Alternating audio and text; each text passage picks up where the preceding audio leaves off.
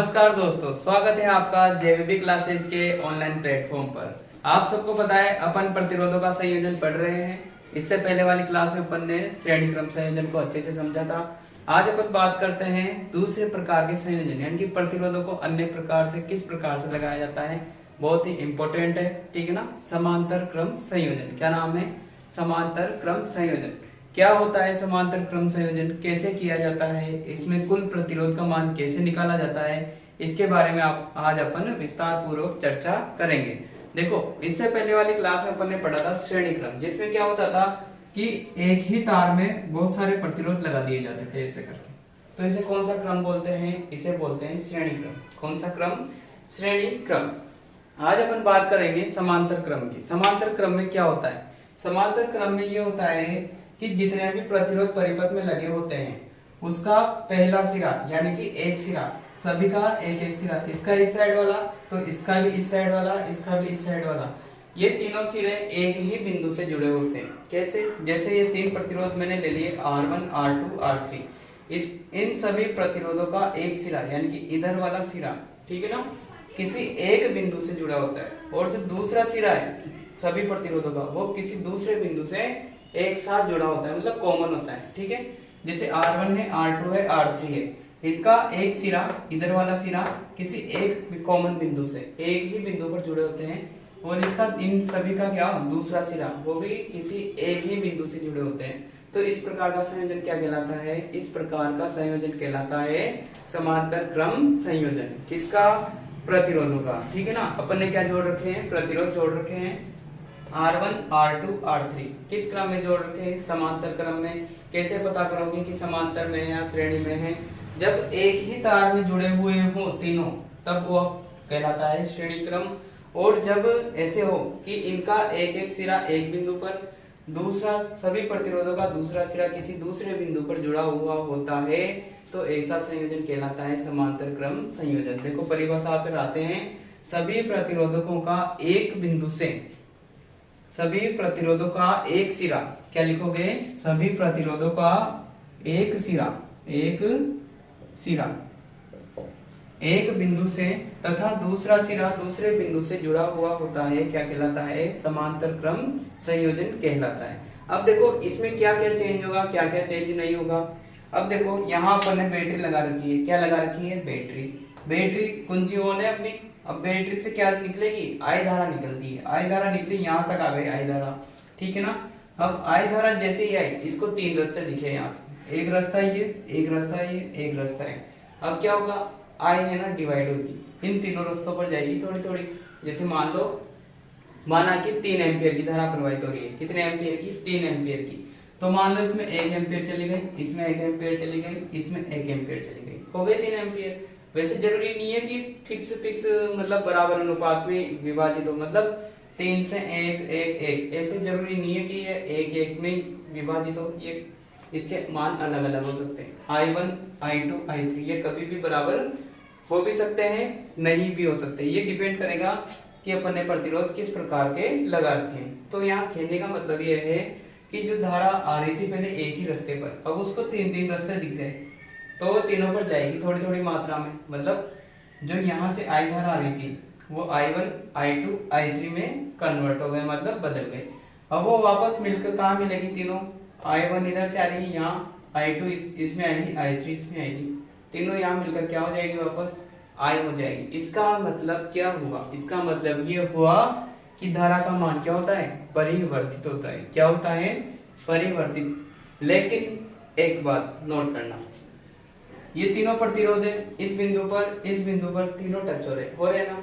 अब इस दोनों बिंदुओं पर मैं वोल्टमीटर लगाऊंगा, तो वो जो वोल्टेज आएगा वो इस प्रतिरोध का भी आएगा, क्योंकि इसके सिरे यहाँ है, इसके सिरे भी यहाँ, ठीक है। यही वोल्टेज इसका भी रहेगा, ठीक है ना, क्योंकि इसका सिरा ये भी है, इसका सिरा ये भी है, और सेम वही वोल्टेज R3 का रहेगा। वोल्टेज निकालना जानते हो ना कैसे निकालते हैं? किसी भी उपकरण के दोनों टर्मिनल, दोनों तंतुओं यानी कि दोनों सिरों पर वोल्टेज के दोनों तार लगा दो, वोल्टेज की जैसे जहां सुई ठहरेगी उसका मतलब उस उपकरण पर उतना वोल्टेज, ठीक है। वोल्टमीटर ये रहा, इसके दोनों सिरे ये रहे, अपन ने क्या किया? इन बिंदुओं पर लगा दिया वोल्टेज, ठीक है। तो ये वोल्टेज आएगा वो R1 का भी वही रहेगा, R2 का भी वही रहेगा, R3 का भी वही रहेगा। इसका मतलब क्या हुआ कि विभवांतर का मान क्या हो रहा है, अपरिवर्तित, मतलब बदल नहीं रहा। अब धारा का मान परिवर्तित और विभवांतर अपरिवर्तित। देखो ये तो थी किताब वाली लैंग्वेज कि विभवांतर अपरिवर्तित कैसे, वही कि R1 का भी वही वोल्टेज है। मान लो यहाँ 5 वोल्ट आ गया, थोड़ी देर के लिए मान लेते हैं कि ये कितना है, 5 वोल्ट है। इसका मतलब ये जो इसके अंदर की सुई रहेगी वो 5 वोल्ट पे जाके ठहरेगी। इसका मतलब क्या हुआ कि R1 के सिरे पर भी कितना वोल्टेज है, 5 वोल्ट है। R2 के सिरे पर भी कितना वोल्ट है, 5 वोल्ट है। R3 के सिरे पर भी कितना है, 5 वोल्ट है। इसका मतलब क्या हुआ कि तीनों प्रतिरोधों पर जो विभवांतर का मान है वो समान है, ठीक है ना, इसलिए अपरिवर्तित लिखा है। और जो धारा बह रही है इसमें I1, इसमें I2, इसमें I3। अब तीनों प्रतिरोधों में क्या है, विद्युत धारा का मान अलग अलग है, इसलिए धारा का मान परिवर्तित। अब जैसे ही ये I किसमें बदली, I1, I2, I3, तो वास्तव में ये किससे बनी थी, I से बनी थी।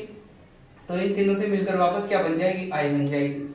तो मैंने वही यहाँ लिखा है कि चित्र से I किसके बराबर होगी, इन तीनों धाराओं के बीजगणितीय योग के बराबर I का मान होगा। I1 plus I2 plus I3 किसके बराबर होगा, I के बराबर। अब अपन इस प्रतिरोध में क्या करेंगे, पहले की तरह ओम का नियम लगाएंगे। क्या लगाएंगे, ओम का नियम। देखो लगाओ ओम का नियम। ओम के नियम से क्या होता है, क्या होता है ओम का नियम, V is equal to IR। कितना होता है, V is equal to IR। यानी कि अगर यहाँ से मैं धारा का मान निकालूं, इस I का मान निकालूं, तो I के साथ गुणा में क्या है, R है, तो R को इधर भेजना पड़ेगा। अब इधर R के साथ I के साथ R गुणा में है, तो R इधर आएगा तो किस में आ जाएगा, भाग में आ जाएगा, यानी कि डिवाइड में आ जाएगा। तो I बराबर क्या आ जाएगा, V अपॉन R आ जाएगा। इसको नाम दे दिया समीकरण नंबर 2। अब प्रतिरोध 1 में अपन ओम का नियम लगाएंगे, ठीक है ना। वही ओम का नियम का क्या है, V बराबर IR। तो यहाँ वोल्टेज का मान तो वही है V, ठीक है ना, क्या है, V है। और धारा का मान कितना है, इसमें I1 है। प्रतिरोध कितना है, R1 है। कितना है, R1। तो मैंने क्या कर दिया, इसमें किसका नियम लगा दिया, ओम का नियम लगा दिया। अब यहाँ से I1 का मान निकालेंगे, R1 कहाँ जाएगा, इसके भाग में, ठीक है ना। तो I1 बराबर क्या गया, V अपॉन R1। इसको नाम दे दिया समीकरण नंबर 3। इसी प्रकार प्रतिरोध दूसरे में लगाया, यानी कि दूसरे का प्रतिरोध कितना है, R2। इसमें धारा कितनी है, I2, और वोल्टेज तो वही है V। तो क्या बन जाएगा, V बराबर I2 R2। तो I2 का मान निकाल लिया, V अपॉन R2। इसी प्रकार तीसरे में प्रतिरोध कितना है, R3, धारा कितनी है, I3। इसके अलावा जो विभवांतर का मान है वो तो सब में एक जैसा है V। तो V बराबर I3 R3। यहाँ से भी I3 का मान निकाला, I3 इज इक्वल टू कितना आ गया, V अपॉन R3 आ गया। अब अपने पास किस किस के मान आ गए, V के मान आ गए, I1 के मान आ गए, I2 के और I3 के। इन सभी मानों को अपन किस में रखेंगे, समीकरण नंबर 1 में रखेंगे। I की जगह I का रख दिया, I1 की जगह I1 का रख दिया, I2 की जगह I2 का रख दिया, I3 की जगह I3 का रख दिया, ठीक है, मान रखा। अब अपन क्या करेंगे, इन सब V सब में कॉमन आ रहा है, ठीक है ना, इनके अंश में V बराबर आ रहा है सब में। तो अपन क्या करेंगे, V को क्या निकाल लेंगे, कॉमन निकाल लेंगे। तो मैंने V को क्या ले लिया, कॉमन ले लिया, ऊपर क्या बच गया, 1 बच गया। अब V बराबर के दोनों तरफ आ रहा है तो V से V कट जाएगा। तो क्या बचा, 1/R बराबर 1/R1 plus 1/R2 plus 1/R3। तो ये क्या है आपके पास। अब आप सोच रहे होंगे कि इसको निकालना क्यों जरूरी है।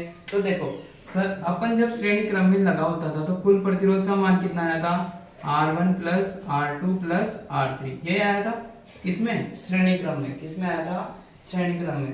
तो इसका मतलब क्या हुआ कि जब श्रेणी क्रम में प्रतिरोध जुड़े होते हैं तो उनको आप कुल प्रतिरोध निकालने के लिए तीनों को एक साथ मतलब डायरेक्ट जोड़ सकते हैं, ठीक है।